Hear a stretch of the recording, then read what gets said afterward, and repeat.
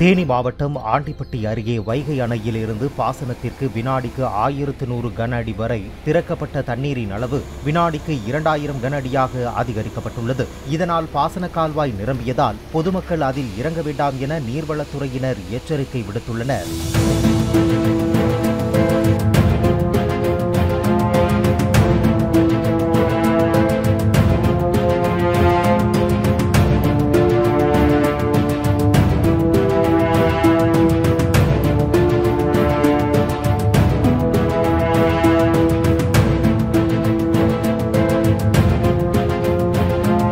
Play store மற்றும் app ஸ்டோரில் இருந்து பாலிமர் செயலியை QR கோடு மூலம் பதிவிறக்கம் செய்யுங்கள்.